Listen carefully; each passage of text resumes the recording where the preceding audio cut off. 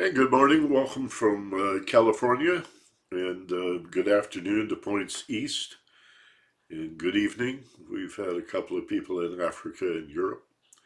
Good evening to you folks, and thanks for joining us for this live Wisdom of the Soul class. Someone asked me the other day, where are you headed with this, and what is the wisdom of the soul? So let me address that before we jump into our opening meditation. Just briefly, why are you here? What are you looking for? That could vary from individual to individual, and the scope of this class is enormous. I mean, I don't think there's any aspect of life we won't touch upon at some point. But I describe this as a non-religious approach to spirituality. And sometimes I use the phrase secular spirituality. And that's sort of a contradiction in terms, because the dictionary definition of secular is having nothing to do with religion or spirituality, but confining yourself to affairs of the material world or the physical world. And yet, 40% of American adults, and this number is continuing to skyrocket, 40% of American adults now describe themselves as spiritual but not religious. If asked to define that, of course, the definitions would vary. So, secular spirituality, while technically it may be a contradiction in terms, I think you get the feeling it's mysticism in a sense. In other words, rather than rely on an institution to tell us what we think and how we feel, the mystical traditions of all religions and the philosophies that transcend religion are about the personal experience of the heart, of love, of our longing in relationships, in loving life in general, in the larger sense, beyond loving each other and loving our animals and loving our plants and loving life in the mineral kingdom, and exploring the meaning of love beyond simply an emotional affinity. So, yeah, we could call it mysticism, we could call it secular spirituality, we could call it a non-religious approach to spirituality. But the wisdom of the soul suggests that the soul stands above us, that it overshadows. The transcendentalist Ralph Waldo Emerson wrote a poem or an essay 100 years or more ago. Um, yeah, way more than 150 years ago, maybe, called The Oversoul.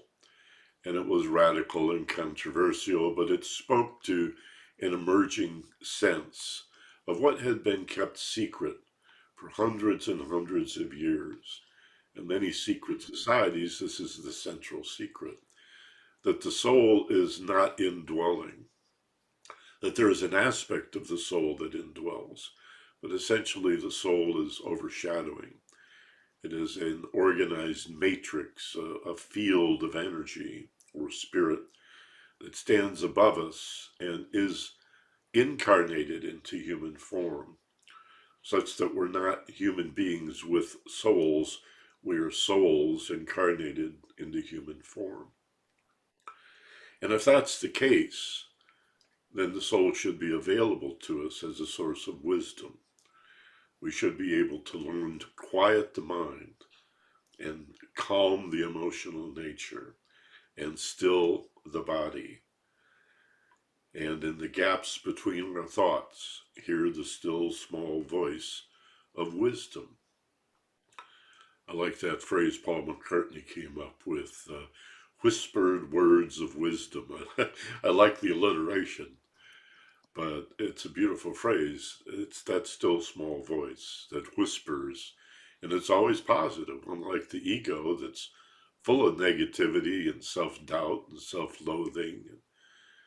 And a lot of people are surprised to consider that the ego is the part that is so negative and filled with self-doubt, and again, even self-loathing. So meditation, contemplation, introspection, reflection, whatever we want to call it, is a way of quieting the mind so that we can hear that voice. We can do our own narratives. We can use the conscious mind to narrate what we're doing, what we're placing our attention or awareness upon. But when we move to the listening mode, we can hear the wisdom of the soul. And that's what this class is ultimately about. We're still laying the foundation for that. And what we're focusing on now is emotional intelligence, because that's really the portal to accessing the wisdom of the soul. It's the emotional nature that disturbs us, that tends to destroy intelligence and comprehension and understanding. So with that, let's do our meditation. I think everybody who's coming has arrived at this point, so why don't you assume a nice, comfortable meditation position. Scooch back in the chair a little bit, put your feet flat on the floor. Close your eyes. Bring your awareness into the center of your body and become aware of yourself in your body, supported by the chair, in the chair supported by the floor. And ground yourself. I think it's a good idea to begin all your meditations by imagining yourself rooted into the earth,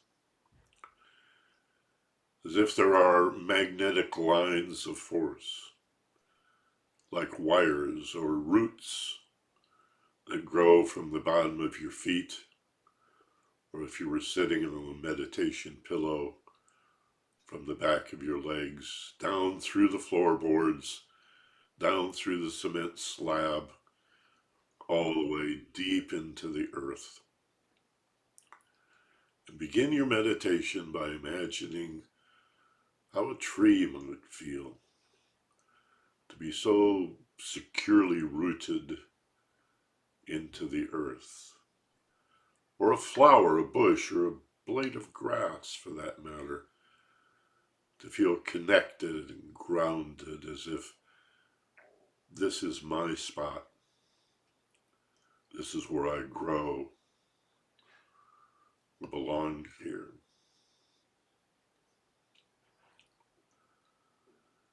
And then let's take 3 or 4 nice, slow, deep breaths.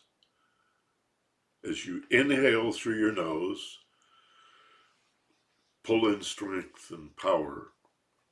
And as you exhale through the nose or the mouth, feel a letting go feeling throughout your whole body. Inhaling, fill your lungs fully, hold for just a beat. And as you exhale, create and sense a letting go feeling. Do that a couple of more times. And that softening on the exhale side is sort of like being butter on a warm day. You just gently soften. Or the feeling of floating on your back in a pool of water, in a swimming pool.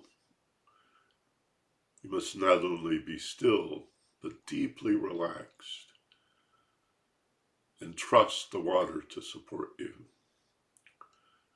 That's the feeling of letting go from head to toe. And as you allow your breath to return to its normal rhythms, allowing the body to breathe itself all by itself,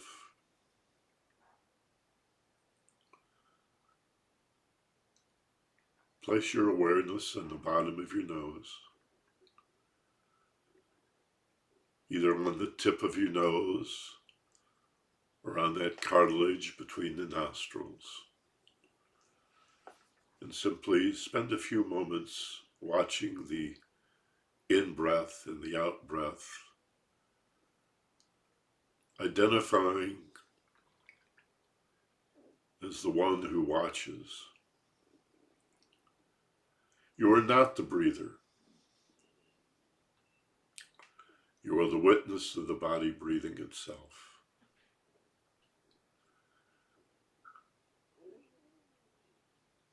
And when your thoughts stray,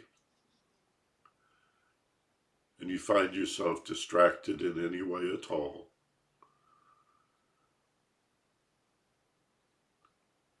let go of any admonishment or self-criticism or sense that you're not good at this. Say to yourself, when distracted, of course. Put a little smile in the corner of your mouth and let go of the distraction as meaningless, as irrelevant, and gently and lovingly begin to observe your body breathing itself again. Be patient with yourself. The mind's job is to think, and it will always throw thoughts at you. Say to yourself, of course, and come back to simply observing this is an in-breath, and this is an out-breath. Feel the breath spilling over your nostrils, the in-breath and the out-breath. And be curious about it, about how deep or shallow it may be when you are not the breather, but simply observe the body breathing itself.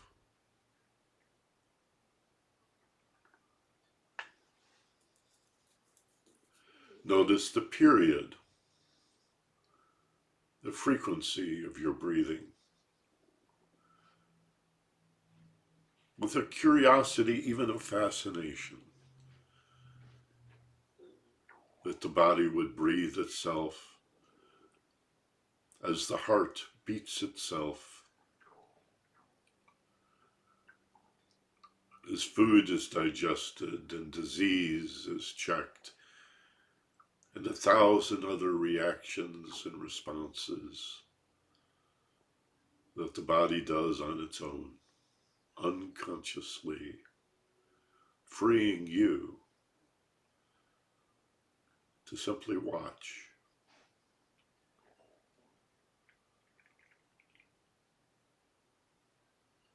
Engaged as the witness,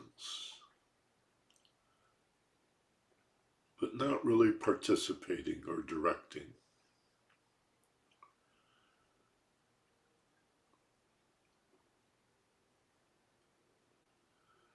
There are many types of meditation. This is one of them. To simply watch the breath for 10 or 12 minutes, 4 or 5 times a week, will make a significant difference in your life.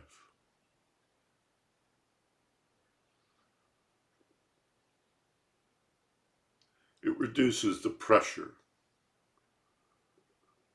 and the tension that comes from the belief that we have to micromanage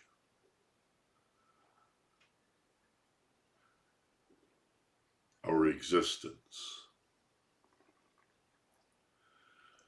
that we need to always be making decisions about this and that life is a struggle to manage and control what's done to us, and instead, like a flower, you blossom, you open, you stand receptive to the warmth and the light of the sun.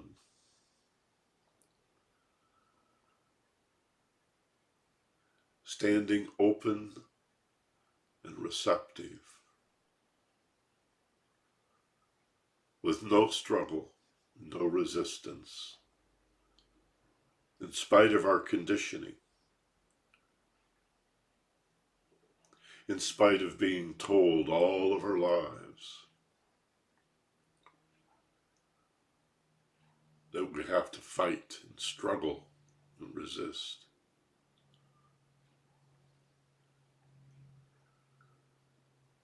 And when we do that, we're unable to watch.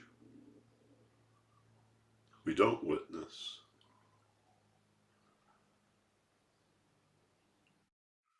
We focus on the negative and create it.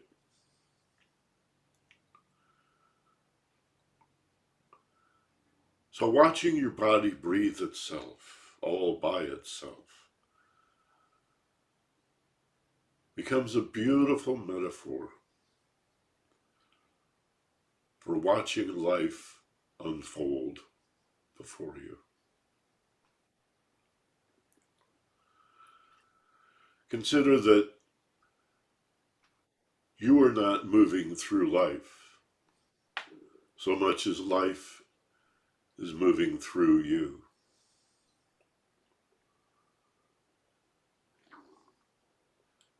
Standing open and receptive, feeling so safe and relaxed. Feel the river running through you and out into the world.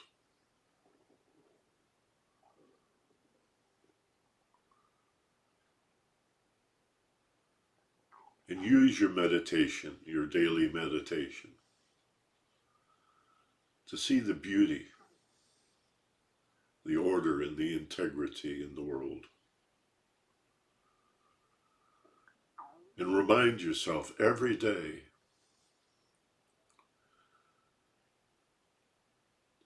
that my perception of problems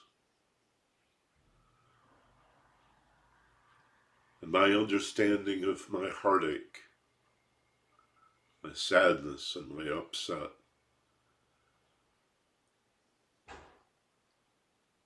is within me, not in the world.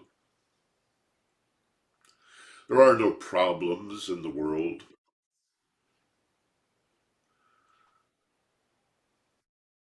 There is no sadness or suffering in the world. There is no need to judge, at least in a meditation. Events and circumstances as good or bad, as right or wrong. There are times for that. But it's so important to develop the awareness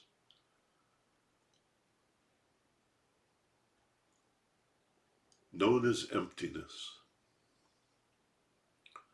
that the world is my perception of it. This is a problem because there's something here I don't understand. And that's the only reason it's a problem. And understanding, awareness is the solution. And this sadness, this anger, this hurt and upset and the fear that supports it is not being done to me by the world. It's within me. It's, again, my failure to understand, but in this case, it's not understanding myself. as I come to understand myself and the meaning of the word self, not as separate, alienated, and alone, but as a point of awareness.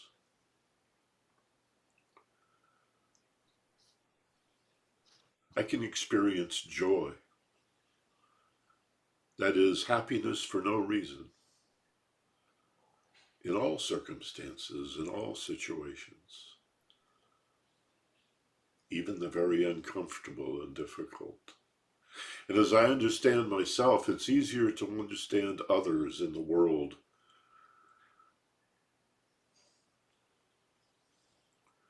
And recognize that that understanding is the antidote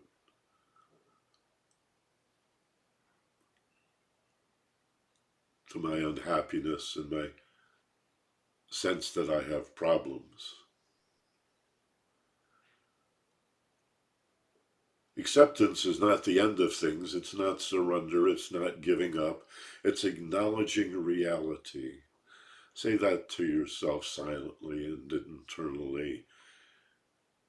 To accept is to acknowledge reality. Whether I leave it as it is, wish to modify it or improve it, to redeem it, to set goals, to achieve, to attain, I still must begin by acknowledging the truth of things, accepting the world in this moment as it is. In this present moment, right here, the only thing that's real, this eternal moment. For the past are simply images in your mind. They're recollections and pictures in your head. The future, similarly, phantasms of your imagination. Only the present moment, the internal, eternal unfolding of right now is real. Accept that as a place to begin.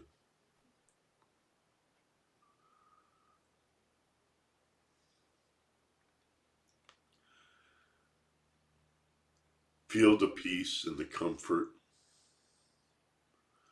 the stability and the grace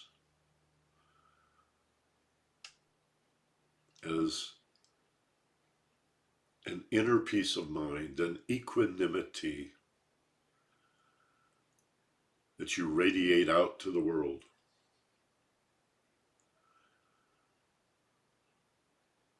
Face the suffering of others with compassion. Send your love, your caring nature, and your peace of mind to those who are victims of war, to the homeless, to the impoverished, to the hungry, that they may be free and know the peace that is available.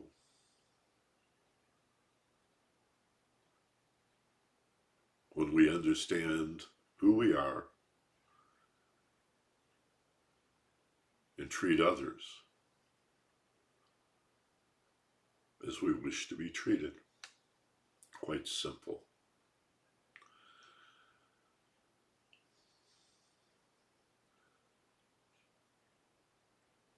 Send healing energy simply by forming the intention to anyone you know personally who is sick, physically, or suffering emotionally, that they may know this peace and this ease and this elegance Just imagine radiating that out, freely offering it up.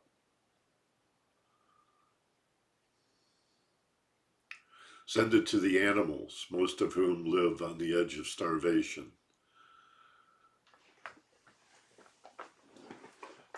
Whether domestic animals, farm animals, or wildlife. And embrace the world.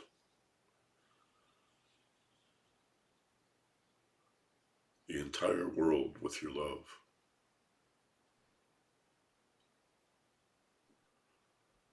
Be the peace you wish to see in the world.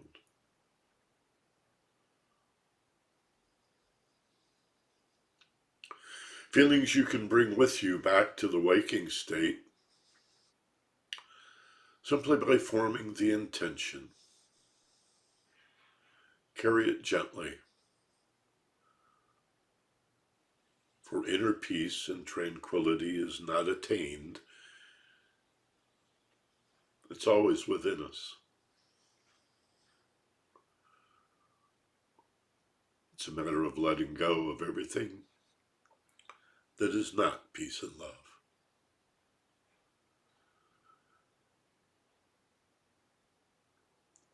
Count yourself out 1 to 3, telling yourself that when you reach the number 3, you'll open your eyes wide awake and alert, feeling really fine, feeling great, refreshed and rested. And in your own way, count yourself out, back to the room, doing that now. Coming back to the room, eyes open, wide awake, alert, rested, refreshed, feeling really great. And welcome back. That meditation was longer than I normally do, but I hope you enjoyed that. For the purposes of the video, I'm going to pin the screenshot here because I have something I want to show you. Again, at the top of the hour, we're going to do Q&A. I'd like to save a full 30 minutes for that. In the past, we've had 2 or 3 questions. I would love it if we have more questions. Makes me very, very happy to know that you're that interested and engaged. And there's no such thing as a bad question. These are pithy topics about existence. And so just, whatever you wonder about, whatever you're curious about, questions are so wonderful and so powerful. In training talk show people, radio hosts and journalists who do interviews, I've always said, be the question person, you don't have to be the know-it-all. Nobody likes a know-it-all. You don't have to have all the answers. What you need is a good set of questions. Why is that? When did that begin? What does that remind you of? Why do you suppose that is? Where did you learn that?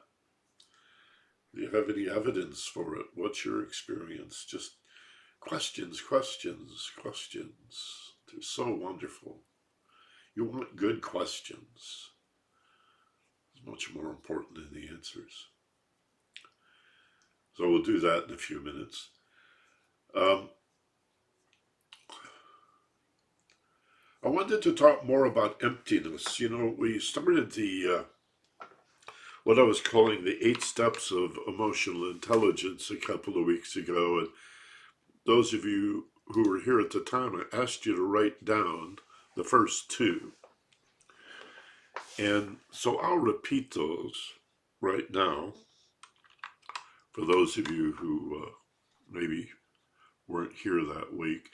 The first is that all suffering and all happiness are produced by the mind, consciousness or awareness, and that all physical forms, all objects, are actually objects of the mind.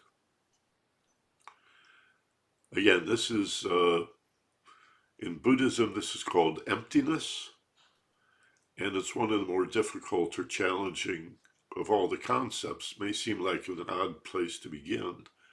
Why would you begin with the most difficult part? Because the rest is filling in the blanks, really. And in personal development, we call this accountability or responsibility, the ability to choose your responses, where the power is, not in struggling to manage the world. More on that in a minute. And the second, basic metaphysics, core metaphysics. Energy follows thought, which is intention and will, driven by emotion. So energy, and this includes spirit or energy, spirit meaning breath, follows thought. You reap what you sow, you go where you look, you get what you expect. Damn, I knew that was going to happen. Well, then why did you focus on the negative? If you knew, don't you see that you brought it on yourself? Energy follows thought, driven by emotion. If you care strongly about something, whether you love it, or are terrified of it, positive or negative, a high amplitude feeling is the force that drives the energy into manifestation. These are the first 2 points that we've been talking about for the last couple of weeks and we'll continue to discuss. And I want to talk more about this idea of emptiness in the Buddhist sense. And it is challenging to recognize, and it's not just a decision that we make to recognize it, it really is a practice to realize that the world around us exists in our minds as a perception of energy. Now Einstein, to the empiricists and the physical scientists, basically is the guy that put the equal sign between energy and mass, between spirit and matter, between heaven and earth, between God and man. They're equal. What does that mean? It means that the physical world, the material world, mass, physical, dense, apparently solid stuff, is energy in form. It's a manifestation of energy. The nuclear bomb demonstrates the enormous amount of energy that is contained in just a few ounces of matter. It's a highly unstable element like uranium or plutonium with an enormous amount of electrons, and that can be split. Well, it's just devastating. The enormous amount. I mean, E equals M, energy equals mass, times the speed of light squared. That's a big number, the speed of light squared. That's how much energy is in this material solid stuff. And yet we also know that what we call reality, this physical world, is a small percentage of what exists. Most of the universe is dark matter, so-called, and dark energy, such that this physical world, right, our physical bodies, the chair you're sitting in, the computer, the bookshelf, the house, the car, the planet, the solar system, the galaxy, all the asteroids, the gas, everything that exists is about 10% of that which is influenced by gravity. So what's the other 90% that is invisible, that cannot be touched? We have no physical sense of it, We have no machines or meters or way of measuring its existence. We only know that 90% of the universe is made up of it because of the impact of gravity. There's something there. 90% of the universe is invisible. It's physical. I'm talking about the physical universe. 90% is invisible, cannot be touched. You move through it all the time, just as there are tiny little particles that fly right through the earth, right through the core of the earth, because the earth is so spacious. Everything that's solid is mostly open space. You know this from junior high school, right? The most dense material, lead or steel or titanium, is no more compact than a snowstorm. So why does the chair support you? Why don't you fall to the floor? Why doesn't the floor drop you? Why can you lean on something and it supports you? Why doesn't my bookshelf here collapse and drop all the books to the floor, and then why don't the books vaporize? What holds it together? Energy. All manner of energy. Magnetic energies. Centrifugal, centripetal. I'm not a physicist. This is not a strength for me. But we perceive it as solid, I can tell you that. And for all intents and purposes, it is solid. But in fact, it is not. In a physical sense, it is not. But this is not the end of our delusions. When you hear people talk about life as an illusion or a delusion, this understanding is a place to begin, but the delusion goes beyond this. There are no colors in the world. Think about this. Without light, there would be nothing to see. Yeah. So what we see is a reflection. And what we call color is simply the fact that all other frequencies of light is a frequency, a spectrum. Every color, so-called, has its own unique frequency or vibration, just like notes on a piano. Red is at the left end of the piano, and violet's at the right end of the piano. It's a higher frequency. And are there frequencies higher than violet? Of course. And are there frequencies of light lower than red? Yes, of course. We don't see them. Other animals can. But they exist. More that we don't see. But the color is simply those frequencies that are not absorbed by the object, but reflected. And you see them in your mind. They are assembled in your mind. They're also turned upside down and inverted. I had this strange experience years ago of a hemorrhage in my eye, and the blood that I could see in my eye pooled at the top of the eye. You could see it sloshing around, but it was upside down. And so, if you know a little bit about how a lens works,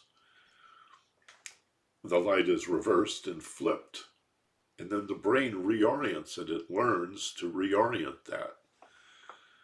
So this was new, this blood in my eye. I think if it hadn't been attended to, if I hadn't gone to a doctor and had it cared for, eventually it would have flipped around. My brain would have learned that it's actually down here. But initially I perceived it up here. So what's reality? See, it's perception.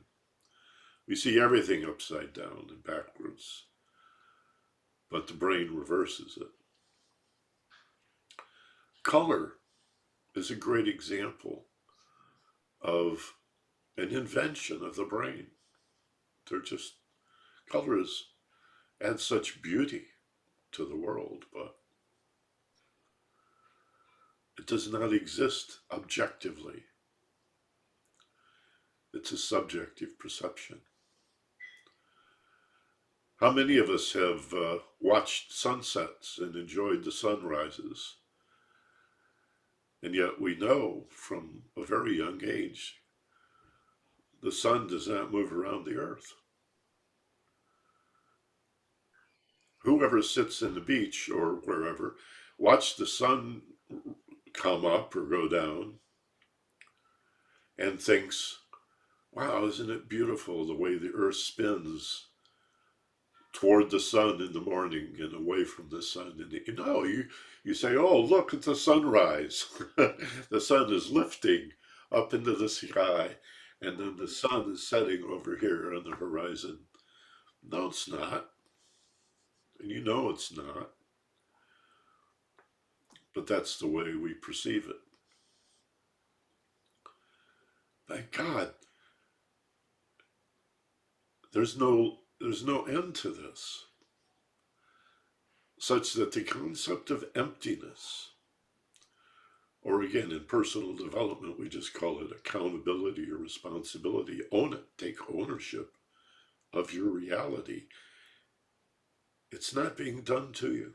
It's being created by you. And you don't have to change the world. If you're unhappy with it, change yourself.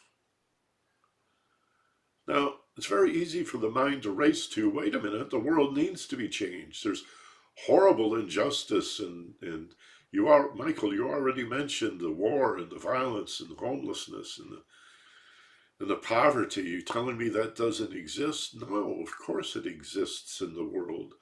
But the quality that we give it is in our heads. You may care about these things. Most people don't. Most people do not care,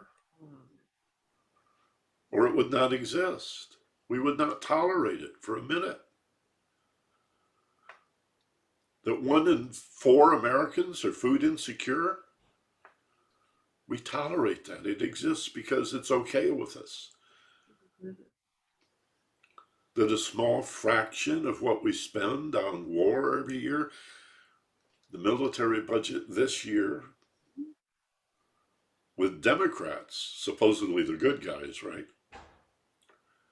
controlling the White House, the Senate, and the House of Representatives, $768 billion for war.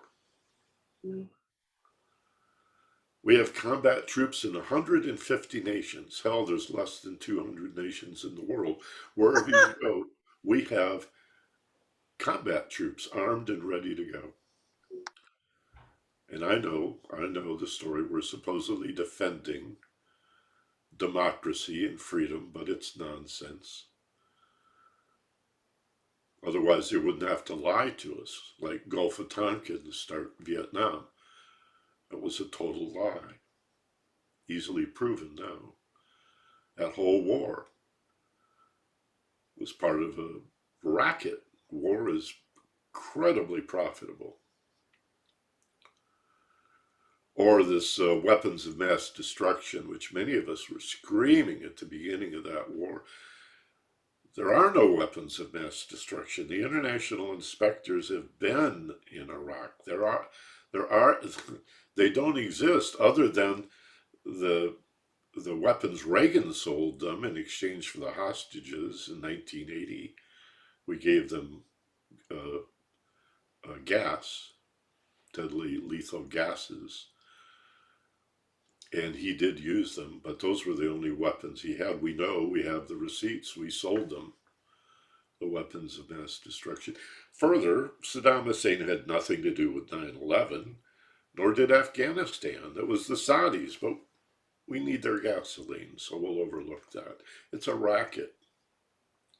And it exists because we tolerate it. We just don't care. My point is not to talk politics here, but the world exists as it is as a reflection of our consciousness. And you don't have to participate with the majority of zombie sleepwalkers in the world. I'm not contemptuous of other people. I love other people, and I'm working on developing greater and greater compassion for their suffering. Because people are basically good. Everybody has goodness in them. But most of them have been brainwashed to believe they're powerless. And there's nothing we can do. This is not true. That's why meditation and studying this material is so incredibly important. I talked about the sun setting as an illusion. Let me talk about the sky for just a moment as a matter of perception. And then I have a little, I don't know what to even call it, a little demonstration for you that'll confound you and you can show your friends and have some fun with this week as we continue to reflect on these topics. Sky is a great example of emptiness. And it's often used in the Dharma, the teaching of Buddhist philosophy, though this concept is found throughout mysticism and many esoteric philosophies. If I asked you, where is the sky? You'd say, up there. If I ask you, what color is the sky? You will say, well, right now it's blue. At night, the sky is black. But now it's blue. You know, now that I think of it, early in the morning, it's sort of pink with some reds and some purples, depends on the clouds. And so too in the evening, when the sun gets low in the sky, then we get pinks and reds and oranges and purples. So that's the sky up there with those colors? Yeah. Well, how high do you have to go to touch the sky? Or Jimi Hendrix, right? Kiss the sky. Excuse me while I kiss the sky. Let's fly up there. Let's get in an airplane or a hot air balloon. Tell me when we've reached the sky. Well, we can't do that, Michael, because the sky is sort of everywhere. Really? The sky is everywhere. Is the sky below us? No, it's above us. Is the sky over here or over? No, it's up there. Well, let's go up there and touch the sky. Well, no, Michael, the sky is not really a thing. Well, what are you referring to when you use the word sky? A thing, a concept. It's a label.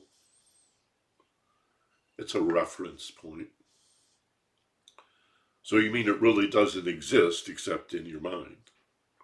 Yeah. Well, how about that problem you've been struggling with? Is it possible that that problem exists only in your mind? Because somebody else is sitting here, they don't seem to have that same problem.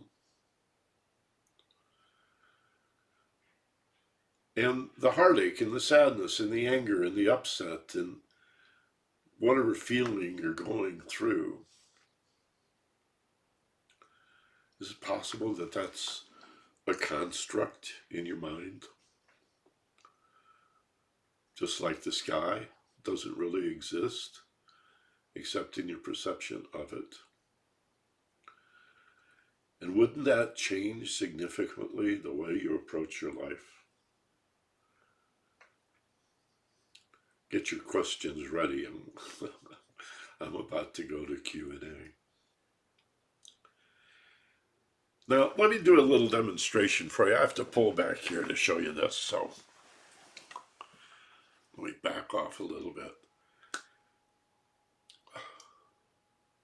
I don't even know what this demonstrates except how befuddled we are.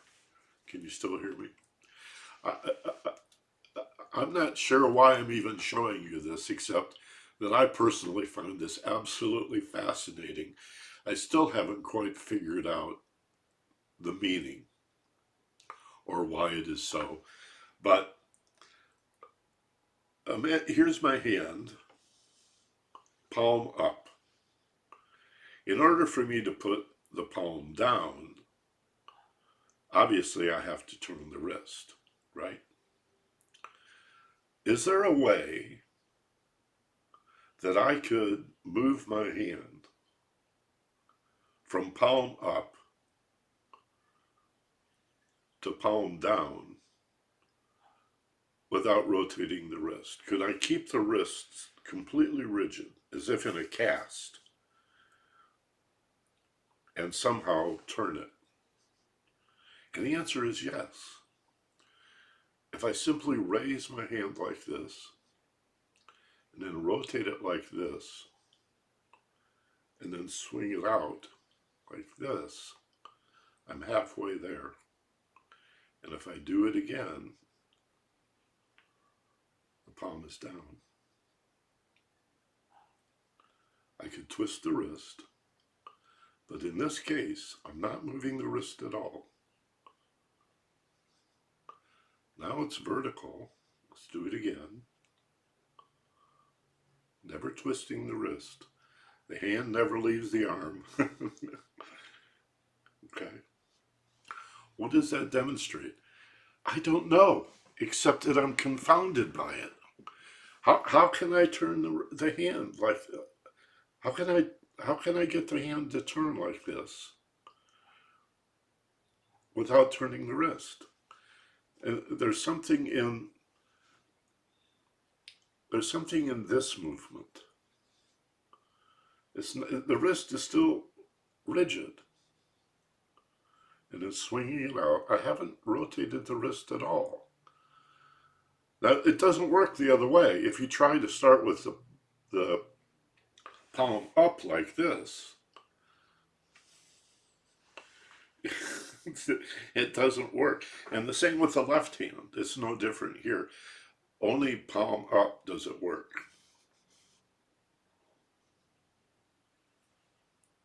You see? So I bring it up in this class and show you this so you can play with it, reflect on it, share it with your friends. I don't know, make a bet you can do it. See what they think about it.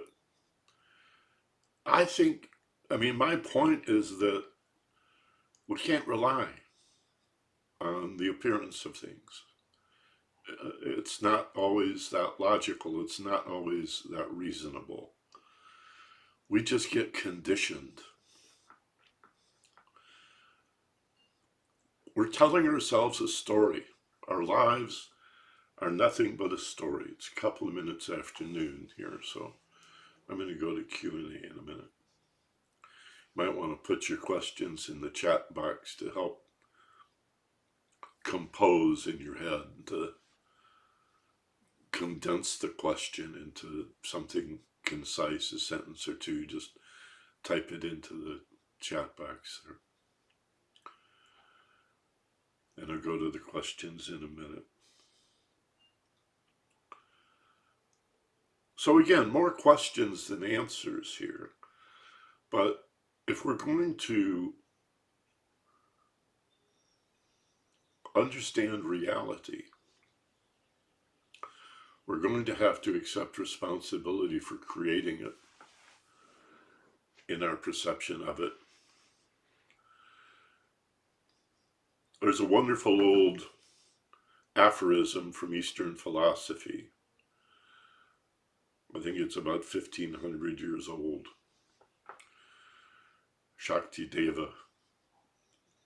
It's usually attributed to an old guru named Shakti Deva, and he said, to avoid injuring our feet on sticks and stones, We could cover the whole world with leather. It's just so much simpler to wear sandals. And we haven't figured that out, by and large. We are still trying to change the world so that we can benefit. If only there were peace in the world, I could have some peace of mind. That's not the way it works. We must create, foster peace of mind, peace in our hearts, peace in every step, peace in the way we treat people, peace in the way we respond to people. Model that behavior that other people. What does love your enemy mean? Why in the world would you love your enemy? What the hell? Hardly any Christian I've ever met can tell you what that means. Is that tolerance? Is that patience? I don't think so. They're still your enemy. How could loving your enemy, somebody who wants to kill you, make a difference in the world? Well, you could ask yourself, why is he my enemy? Why is she my enemy? And how am I contributing to that? What am I doing? What have I done? What do I continue to do or present or represent that is causing this person to be frightened of me and therefore see me as an enemy? And so obviously, if somebody thinks you're their enemy, then they become your enemy. What if you asked yourself, what am I doing to contribute to this animosity that I could stop doing? And maybe stop frightening my enemy, and then maybe they wouldn't be my enemy, they would be my friend. We do this all the time in our social relationships. You get so frustrated with somebody that you love. It could be your spouse, your partner, it could be your kids or your parents, it could be your best friend or somebody at work, and one day you're so angry you could just wring their neck. I've had it. That's it. I'm out of here. I'm done. And a few days later, you either resolve it, or more often than not, you just accept it, let it go. It's not worth it. Or ideally, it comes to a resolution through some good communication. People want to be right. You don't want to be right. You only think you want to be right. What you want is to understand and acknowledge so that others understand. Understanding, awareness, that's the antidote, not being right or defeating anything. You don't defeat fear or ignorance. You let it go. You redeem it with love and understanding. But you got to own it. See? Stop labeling. And that's a practice. It's not a decision you make. Lather, rinse, repeat over and over again. It's a very important concept. So we start with the most difficult of all concepts. Reality is what you perceive, what you make of it. Life is what you make it. Oh my God. Such a simple phrase, so trite. Life is what you make it. Life is a dream. Row, row, row your boat. Life is the Camus, Albert Camus. Life is the great existentialist. Life is the sum of the choices we make. Buddha, what you think becomes real. Christ, you reap what you sow. It's all out there in very simple, short phrases. You just have to take it literally and reflect on it. And now you're free. Everything looks different. It's not being done to you. It's flowing from you. And yeah, some of that comes back, and we have to talk about karma at some point, because that's part of this. But we start with emptiness and personal responsibility. So with that, Linda, do we have any questions in the chat box? Anybody Yes, with a hand raised? you, Michael, and thank you for that excellent meditation and discussion. Really enjoyed it. Thank you. Hanif has a question. Our perceptions affect our thoughts. How do we work past regrets and dark thoughts? Hanif, would you like to add to that? Yes, it's like Michael's been explaining over the last couple of sessions, that our thoughts kind of create our, if I understand it correctly, our thoughts create our reality. And we all have a lot of dark thoughts, and we have regrets and mistakes we have made. How do we get past that? How do we reframe our, I guess I would say, our own internal arguments to get past that? Does that make sense, Michael? Yeah, of course. First thing we do, you've already implied in the way you asked the question, which is you turn and confront it. This is my regret. Buddha said, supposedly he never wrote anything down, so these are all stories. If someone shoots you with an arrow and you get angry and obsess on the person who shot you with the arrow, you might be better advised to consider that there's still an arrow sticking out of your body. So, I get upset at somebody. I obsess on what they did, what they said, what they should have done, what they didn't do, what they never do, what they always do. Or if it's not an individual, it's a circumstance or whatever. By obsessing on the external, what we see is the cause or the stimulus, we overlook that the impact is our response. So it's my regret, it's my resentment, it's my anger, it's my hatred, it's my animosity, it's my loneliness, my feeling that I'm not understood, whatever. That's the first step. You own it. Again, personal responsibility. I am accountable. This is not self-blame, but neither is the other to blame. Just excise blame of self and others from your vocabulary. It's an erroneous concept. Take ownership of responsibility, the ability to choose a response is what responsibility is. I have choices. So that's the ownership, or again, in Buddhism, the larger picture, the emptiness of realizing everything is perception, that life really is what we make it.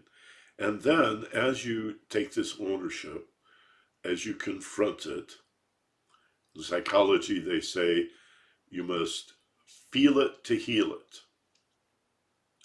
Or another phrase in psychotherapy I like a lot is the only way out is through.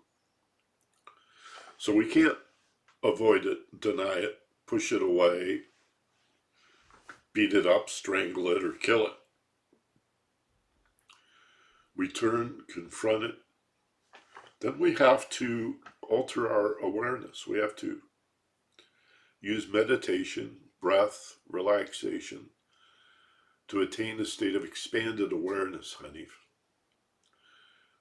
Because if this were something we could do in normal consciousness, then you wouldn't have to ask the question. We'd all be doing it. But the mind is so full of jabbering and nonsense and lies and confusion that the only chance, the only means by which we could really understand the meaning and the significance of our hurt is to expand our awareness, altered consciousness, higher consciousness, altered states, expanded awareness. 3 ways of saying the same thing. Relax, close your eyes, breathe, relax. And then all this monkey mind quiets, little by little, and the pace slows, and the gaps between the thoughts and the madness begin to open, such that you can hear the intuition and gain the insight and promote the illumination. We all know the experience of the burst of enlightenment, the revelation or the insight of, aha, oh my God, holy cow, you know what I just realized? Oh man, why didn't I think of this before? I just got this whole revelation, this whole thing suddenly makes sense. Well, what if we didn't have to wait for that and hope that it would happen? And beg for that. What if we could access it on demand? That's the wisdom of the soul and meditation by any name. And there are millions of techniques. Maybe that's an exaggeration. Hundreds of techniques, surely, for getting to this place of expanded awareness where the insight comes. Oh, this regret, this resentment, this heartache, this anger, this frustration, this irritation, this humiliation is not limited to what it appears to be. It's actually a pattern in my life. It's a trigger, perhaps, of something that I'm just now remembering and realizing that goes back to another time in my life, maybe even in my childhood, or I made some false assumption about myself. Okay. Whatever is the understanding that occurs to us, whether it's this lid lifting explosion of illumination, eureka, or the light bulb pops on, or the gentle dawning of a realization and an insight. It's always light, it's enlightening. It's the light that fills the shadows and reveals to you what this emotion is really about in a way you would never attain as long as we fixate on the stimulus. Yeah, but what about him? Or the ego, what about me? I'm the aggrieved. I'm the one that we get so indignant. Again, you gotta, the ego falls away as the outer world falls away, as we relax. And we will do this in the future as we get deeper into our study of emotional intelligence. There are 4 components to emotional intelligence: self-awareness, the management of emotions. The first 2 are interpersonal. The next 2 are intrapersonal, and that's empathy, and 4th is relationship management. So self-awareness, understanding yourself, managing those emotions, taking ownership of them, and then empathy, social awareness is another way of talking about that, and relationship management. Really, that's where leadership begins. But you have to know yourself before you can know anything about other people. And we'll get into the practical tools and techniques of emotional intelligence, emotional management, and actually practice that. But for now, that's my best answer. If fear, stress, anxiety by any name supports and underscores everything that hurts, all right, and that fear is not about danger, but about what is unknown. Fear is ignorance, and ignorance is frightening, which confuses us further and makes us more afraid. So it's a vicious cycle of fear and ignorance. Fear is a frightening word. ignorance is an insulting word. We could call it stress and confusion, or anxiety and misunderstanding. I like to get down and dirty. We'll just call it fear and ignorance. The antidote then is love and understanding. That's what we're looking for, is just find the peace you need for it to become clear. Let the light come in these altered states. Your intuition will whisper. Sometimes it'll hit you over the head with a club, like, wake up, man. This is a pattern in your life. People are not, why do people always do this to me? Well, I wonder, maybe you have maybe you have something to do with the fact that people always do this to you, you know. It's your perception, but we get hung up on self-blame. Just forgive yourself. There is no blame. That's what life is about. That's why we incarnate. We're agents of divinity here to redeem ignorance and fear into love and understanding. That's our job. And each of us is unique, so we do it in our own ways. That allows us to be more compassionate and forgiving with other people. That changes the world. Does that answer your question for now, Hanif? Yes, it did, Michael. Thank you very much. Appreciate it. You're very welcome. Who else? There are no more questions. Maybe someone wants to come forward with one. Yeah, please. Come on, you guys. I know you find this of interest because you're here. I can riff, I can talk. I don't have to. I want your questions. I do have a question if I can just say it. Yeah. The discussion of the mind, what do you envision when you lead us outside of that thinking mind? What do you see as that power and that force?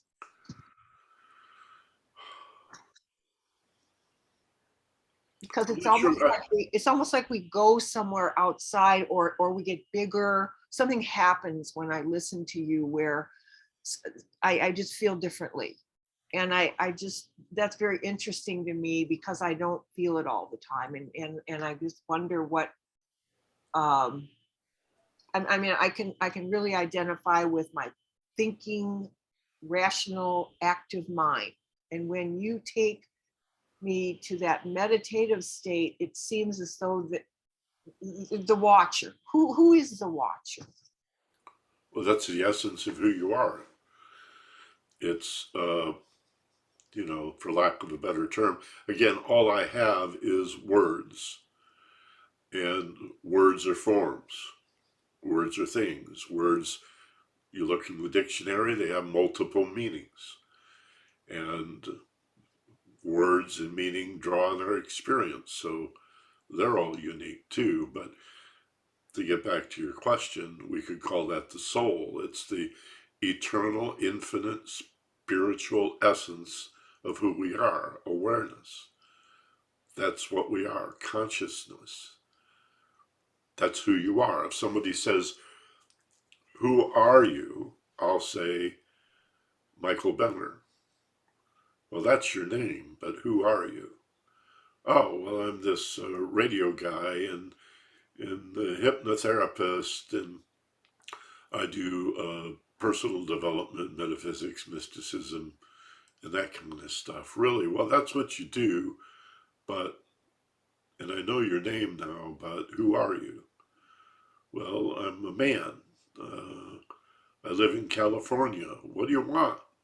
I want to know who you are. Well, I guess I don't know, because all I have are these labels. Well, who we are, ultimately, is awareness. And traditionally, that's been called love. Love is consciousness. Love is awareness. Capital L love. Unconditional love. Agape. Love of all things. Love even of our problems and our sadness as opportunities to learn and to realize. Love Unconditional love is not just, I want to love unconditionally. It's unconditional. I want to live and feel all of my feelings unconditionally. How about that? How about that? That's who and what we are. To be aware of ourselves as awareness begins with first being aware of my breath, not as the breather. I'm not the breather. I thought I had to breathe. I could breathe. I could stop my breathing. I could take a big breath. I could pant, breath of fire. Or I could just forget about that. My body breathes itself. I'm not the breather. I'm the awareness of my breathing. Well, couldn't we then go to I'm not the thinker? I have the ability to drive my thoughts in a particular direction, to think in a certain way, but we're all real clear that when you stop task-oriented, deliberate, and purposeful thinking, the brain thinks on its own. It's still throwing this stuff at you, and we call that thinking, but it's not us. It's just garbage from the unconscious, most of it negative and self-loathing. So I could be the awareness of my thoughts and not be the thinker. Whoa, that's big. That's a big part of what you're talking about, I think, Mindy. And then I could do the same thing with my heartache and my sadness, my depression, my anger, my contempt, my animosity, even my apathy. I could be the awareness of those feelings without being the feelings. I could be awareness of my behavior and not just act reflexively. Why'd you do that? Because I felt like it. Well, did you ever think that? No, well, I thought about it later and either regretted it or rationalized it. But I could be more aware of my behavior, consider the consequences, and initiate a more appropriate kind of behavior. Imagine that. If I were not the thinker and the feeler and the behavior, but the awareness of my thoughts, the awareness of my feelings, the awareness of my behavior, I am the awareness. And then to be aware of being aware. You see. Oh, I skipped over awareness of the world around me. That's the fourth aggregate. Aware of my thoughts, feelings, behavior, and then my awareness of the world. I'm not the world that's done to me, as we've been saying today. I'm my awareness of it. And then the fifth aggregate is aware of being aware. I am aware of awareness itself. I am aware that I am aware. I can notice what I notice. I can notice that I'm noticing. I can notice that I just began to notice and until this moment was not noticing. You with me? I am. There is one more question. Okay. I think it segs nicely. Ali asks, on the definition of emptiness, it's sometimes hard to know what or when I'm really experiencing emptiness. Ali? Would you Yeah, like that's it. That's it. to- You add to that, Ali? Well, it's one of those, it's almost kind of like one of those ironic things, like, and the Lord said, let there be light. And then there was light, but there was still nothing there. So, but you could see it now. It's just, it's hard to specifically say what I'm trying to ask, but Good. I love that.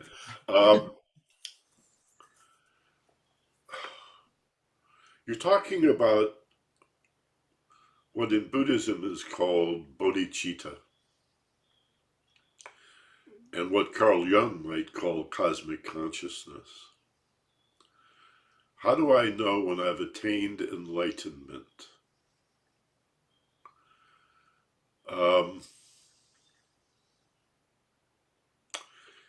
Sort of reminds me of when I was in college and somebody introduced me to weed for the first time. Hey man, how do I know when I'm stoned? You'll know. Suddenly find yourself finishing a whole bag of Doritos and saying, hey man, a lot. I had a buddy of mine come to me in college and say, my wife and I are really worried about you, Michael. And I said, you are? Why? I'm doing really well. Why are you worried? He looked at me. This was a childhood friend from age 10. We were in grade school and Little League together. Still a dear friend of mine. He says, well, you just say wow a lot. And I said, that's why you're worried about me, because I say wow a lot. And yeah, I mean, I was becoming a pothead, and suddenly the world was way more interesting than it ever had been. That doesn't last. It's just, a psychoactive drug, when you begin to use it, opens your mind. They're mind expanding drugs. And so, whoa, you see significance and beauty that you hadn't seen before. But it's very easy to abuse those chemicals. Just like food is nutritious to a point, and then too much of it is unhealthful, or the wrong kind of food can be unhealthful. So moderation in all things, the middle way in Buddhism. How do you know when you're enlightened? You'll know. That's all. I mean, I don't believe that I am an enlightened being. I don't believe that I am there. I'm on a path, a journey. There is no there. It's not a destination you'll ever attain in form. I've never met a Christ or a Buddha or a fully enlightened being. But there are gurus that say they've had glimpses of it, and some who may say they've attained it, but that damned ego, as long as we're informed, that ego, the sexual indiscretions in gurus, for example, is just stunning to me. How many really good teachers sabotage themselves because they convince themselves, whether they're a Catholic priest or a swami or a mystic or a guru, some Buddhist master, it's that sexual drive that gets them, and the next thing you know, they're exploiting their power and having these trysts with students.